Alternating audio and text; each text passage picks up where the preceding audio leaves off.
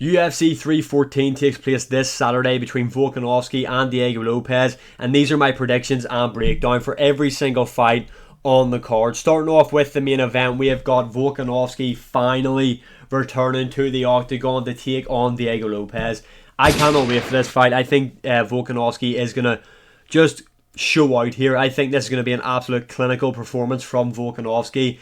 Y'all must have forgot performance is incoming from the featherweight GOAT in Volkanovski. Now, a lot of people are picking Diego Lopez, and I completely understand why. Volkanovski on a 2-fight losing streak here. Not only is he on a 2-fight losing streak, he has been KO'd in back-to-back matchups. Diego Lopez is a finisher since coming to the UFC. Even before that, this guy's a big puncher, a submission threat. He is on a crazy win streak at the minute, coming off a big win over Brian Ortega at UFC 306 in the Sphere. But I feel like if you're picking Diego Lopez to win this matchup, you're heavily relying on Diego Lopez knocking out Volkanovski. Because I just don't see Diego Lopez keeping up a pace that beats Volkanovski over 5 rounds. I don't see him being able to out-grapple Volk and control him against the cage or on the mat. I don't see that happening. From what we've seen against Diego Lopez, as the competition level increases, we're not seeing those big finishes. Yes, he rocked Brian Ortega badly, arguably knocked Ortega out, then hit him that hard again. It woke him back up at UFC 306. But as we all know, Brian Ortega is basically immune to being finished. That was his last fight. He looked really good in there, but again, visibly slowed down in the later stages of the fight. Then you've got the Dan Ige matchup. Now, granted, Diego Lopez was kind of fucked about for that card. That matchup came about, I think the matchup between Dan Ige stepping in to fight Lopez kind of happened that night of the card, and Diego Lopez had to make a certain weight, so there are circumstances for that performance. But again, later on in the fight, Diego Lopez really slowed down. Now, there is a good chance that Volkanovski gets knocked out here early on by Diego Lopez. There is a high chance that can happen. Volkanovski is the smaller guy, and for some reason, I can just see Diego Lopez kind of landing that combination that he landed on Sodiq Yusuff at UFC 300 on Volkanovski.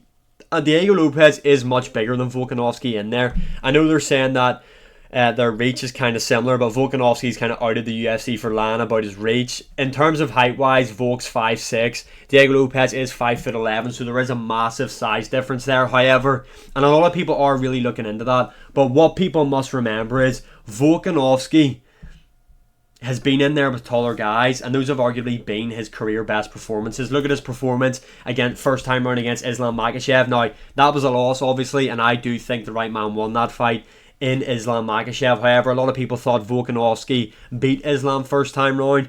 And then you've got the trilogy against Max Holloway. Volkanovski is no stranger to fighting guys that are much bigger than him, that have the range on him. And Volkanovski can pick these guys apart, especially the Max Holloway trilogy, especially Max Holloway 3. Go back and watch that matchup where Volkanovski, even the Yair Rodriguez matchup. Now, yes, Volkanovski did get tagged up a bit by Yair Rodriguez, but on the most part, it was a very, very good performance from Volkanovski. But really go back and look at the Max Holloway matchup. Now, Max Holloway might not have the pop in his shots like Diego Lopez has, but Max Holloway can keep at a good pace over 5 rounds, where, I mean, we haven't really seen it from Diego Lopez, but when we've seen him in 3-rounders, he does tend to fade. He really does tend to fade.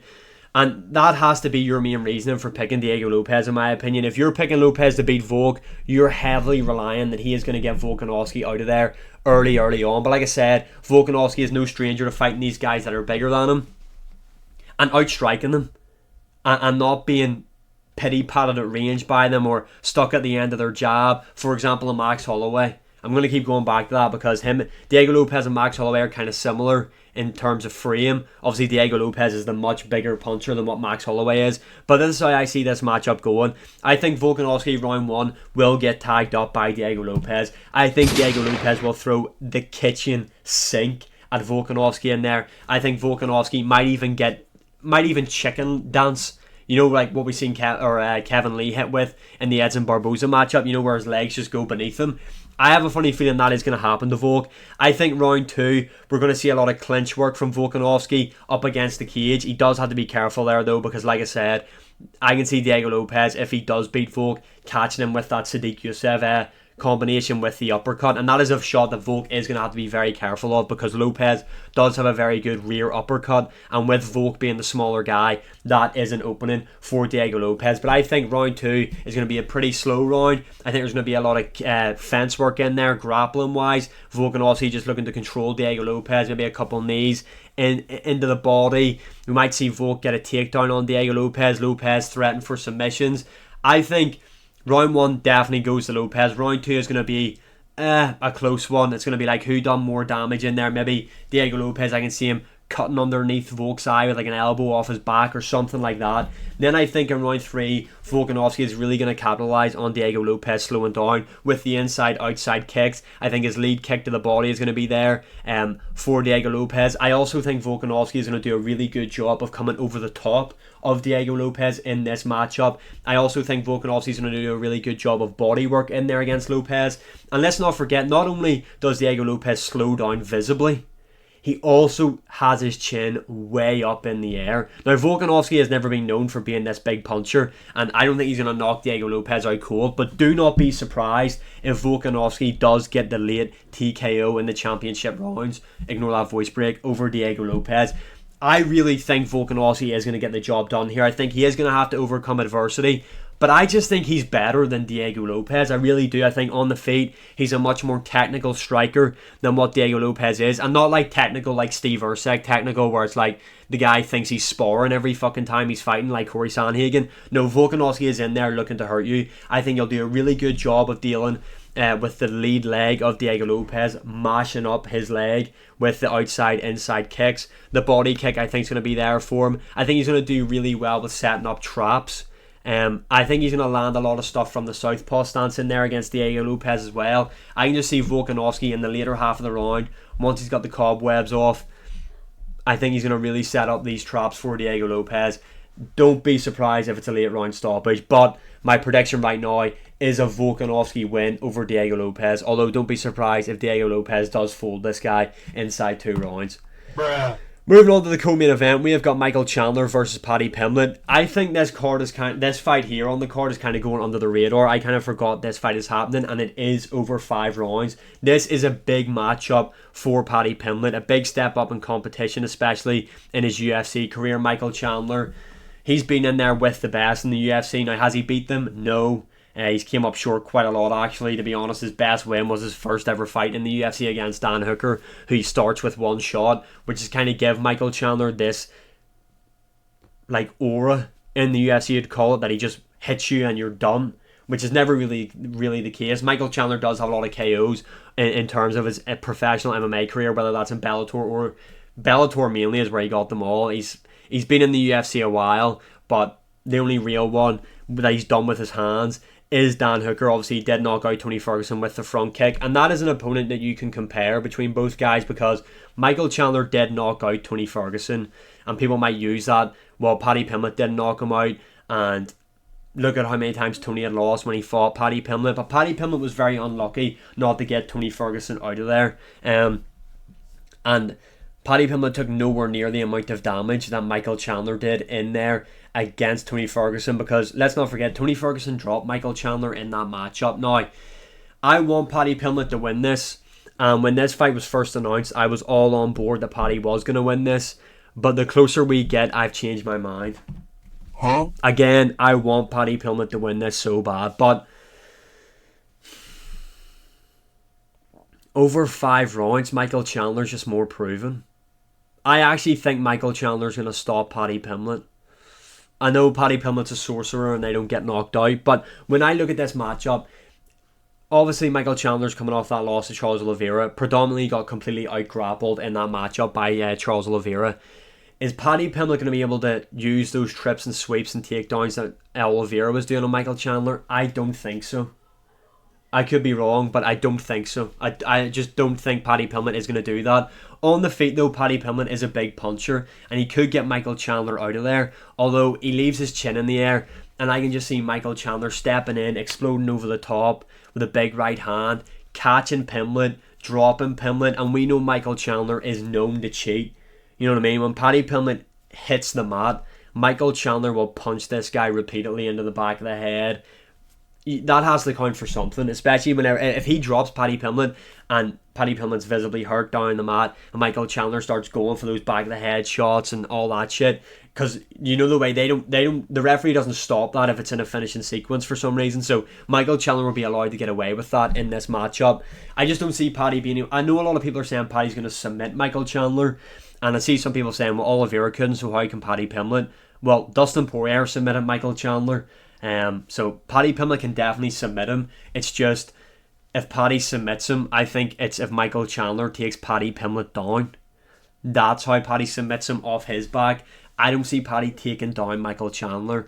I think on the feet, Paddy Pimblett will have a lot of success with the inside low kicks. He has got really good inside low kicks. And Paddy Pimblett does have good boxing. He does have a very heavy-handed. The guy can crack. But Michael Chandler can take a lot of damage. He's been here before. He's tested over 5 rounds.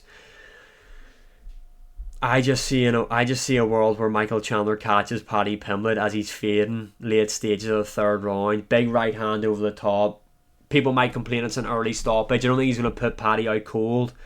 But I think Michael Chandler is going to TKO Paddy Pimblett. Bruh. Please don't let Michael Chandler TKO him. Moving on. Yair Rodriguez versus Patricio Pitbull. What is going on here? Like a multi-billion corporation and they can't even get a photo of fucking Patricio Pitbull on there.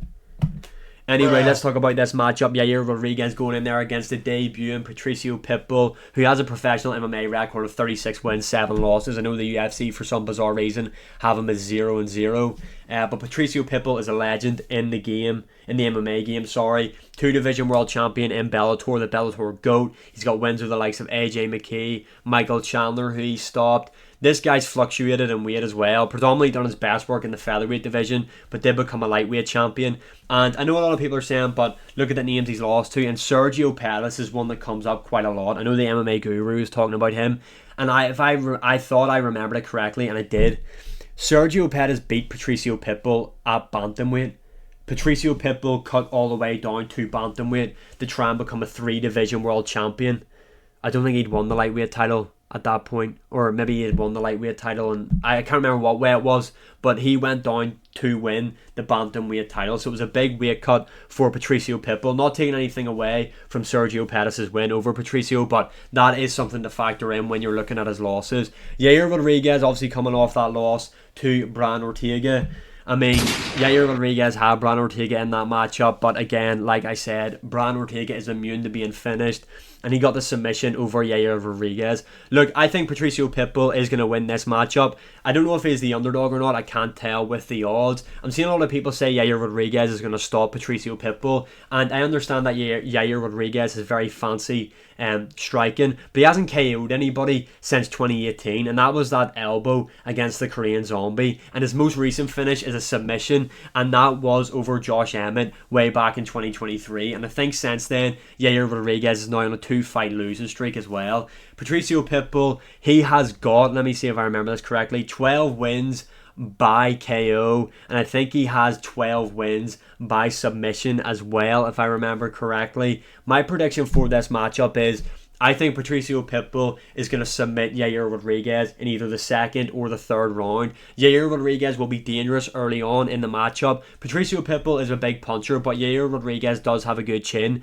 I just think Patricio Pitbull is more like, is filled out more for this division. Obviously there is a big height and reach difference between the guys, but that won't matter when Patricio Pitbull's got a body lock on him and he's dragging him to the mat. I think Yair Rodriguez is going to go all out, throwing all these fancy stuff. Patricio Pitbull is going to get tagged up a bit, keep himself defensively sound, and I think in the second or third round, that is when he is going to use his grappling and just out-muscle Yair Rodriguez, and I believe Patricio Pitbull is going to submit Yair Rodriguez at UFC 314. Moving on down, my most anticipated fight, we have got Bryce Mitchell versus Gene Silva. Bryce Mitchell is going to fucking smoke Gene Silva. I'm telling you this right now. The only reason Bryce Mitchell is a massive underdog is one, because of all the controversial stuff he's been saying.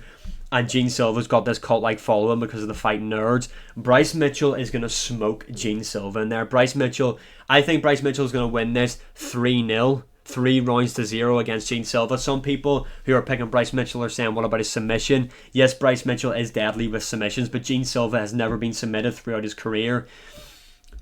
There is obviously that big factor that Bryce Mitchell might get KO'd by Gene Silva in there because Gene Silva is a big puncher. However, Gene Silva's yet to face anybody at the level of Bryce Mitchell. And it's not as if he's going in there with a high-level striker like himself. He's going in there with a high-level grappler. Charles Jourdain, who isn't a grappler, is now a bantamweight, took down Gene Silva multiple times in their matchup. If you go back and watch the MMA Guru's interview with Sean O'Malley's coach, I can't remember his name. Tim, I can't remember his second name. He had said on that he had seen sparring footage of Gene Silva being constantly taken down. Bryce Mitchell is going to take down Gene Silva. He's going to control Gene Silva. I actually wouldn't be surprised if he got the submission over Gene Silva. I just don't think that's going to happen. I think Bryce Mitchell is going to confidently, clearly, decisively out-grapple Gene Silva for all 3 rounds. This would even be a pretty matchup. People will be saying this is boring, but be boring, Bryce Mitchell. You need to get this win. Bryce Mitchell out-grapples Gene Silva all 3 rounds to win this matchup 30-27. I cannot wait to see what this man has to say on the mic afterwards. Moving on to the main card opener, we have got Nikita Krylov versus Dominic Reyes. Nikita Krylov is very underrated. We haven't seen the guy since 2023. Obviously, Dominic Reyes, he went on that skid after his loss to John Jones, which he should have won, losing to the likes of, who did he lose to? Jan Blachowicz beat him up badly, Ryan Spann knocked him out, Yuri Prohaska's KO wasn't seeing on him, but since then he's bounced back against wins over Jacoby and Anthony Smith. Like I said, Nikita Krylov, we haven't seen him in quite a while, but Nikita Krylov is really, really good in my opinion, really underrated.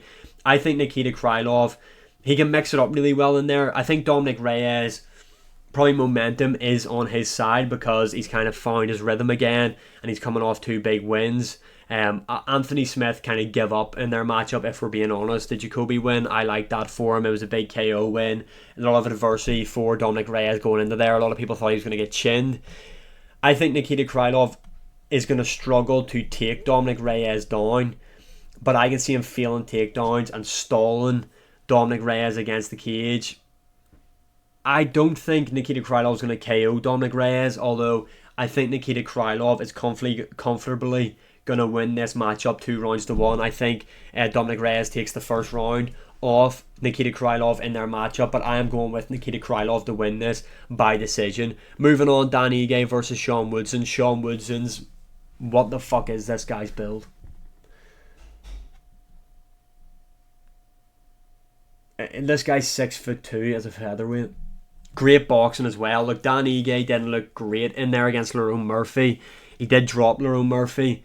I think Dan Ige is good and he's well rounded, but I think Sean Woodson's going to be too big for him in there at range, and I think his boxing is going to be too crisp. I think he boxes up Dan Ige for 3 rounds. Sean Woodson wins this one. Yan Xiaonan versus Jandiroba. Look, I just want to spread positivity here, but what is that? But what the hell, boy? Yan Xiaonan had success in there against Zhang Weili at UFC 300 early on, if I remember correctly. But I think Jandiroba is going to mix it up. I think she's going to mix it up. I think she can strike. She's a good grappler, in fairness to her. I think she's going to take it by decision. Moving on down, we have got Jim Miller versus Chase Hooper. I'm really looking forward to this matchup because Chase Hooper's kind of found his form now. He's on a 4-fight win streak in the UFC. His last 2 fights, if I remember correctly, have been submission wins. Jim Miller, this guy's fucking ancient. This guy built the pyramids. Chase Hooper has found his form. I think he is a possible contender in the lightweight division. I think he's either going to beat Jim Miller by submission or decision. Chase Hooper's winning this one. Darren Elkins, can't believe he's still fighting versus Julian Erosa. Julian Erosa has to win this one, surely. Darren Elkins might have one of the worst tattoos ever. Julian Erosa is going to win this matchup. This one here. Cedric Dumas versus... Here is this one I moved on. Versus... I can't say his second name. Coming off a loss to Shara Bullet. Fuck, his name was actually in my head. I can't even remember how to say it. I can't remember. Michael, that's who I'm going to go with. I can't say a second name, to be honest. Against Cedric Dumas. I think Michael Olasenchuk, I think I've said his name right. I think he's going to win this matchup. I mean, this guy's just got the build for just to take punishment. Obviously, those who remember, he got his arm. I don't even know if it was actually broke by Kevin Holland, but he got his arm mangled in that matchup by him. But I just think he's been in there with better opposition, and I think he's going to get the job done here by decision. Michael Olasenchuk, I think I've said his second name right, is getting the job done here. Is this fight newly added, or have I just been pranked? Has this matchup just been added? Maybe it hasn't. Oh yeah, it just shows how much I've paid attention to the early prelims. Mitch Raposo is going to win this matchup. Tresean Gore versus Marco Tulu. Yeah, Marco Tulu. I think I've said his second name right. I'm fucking shit with names. Tresean Gore isn't going to win this in my opinion. Marco Tulu is going to get the job done here. I don't even think Tresean Gore is that good, to be honest. And finally, a women's matchup. We have got Haley Cohen is going to lose this matchup to Nora Cornoli. I think I've said her second name right. Fuck. I've actually fucked up a lot of second names here in the early prelims. I can't lie, I didn't do any research, to be honest, for the early prelims. I'm going to hold my hands up to that one. So maybe don't listen to these predictions, the early prelims ones. But Haley Cohen, injury prone. I don't think she's going to get the job done here. Nora by decision. Let me know your opinions on the UFC 314 card. What are your predictions? And as always, like, share, subscribe, comment, all that good stuff. I really appreciate the support, and I will see you again in the next one. Volkanovski is winning this matchup. I'm telling you right now, this has got a Volkanovski win written all over it.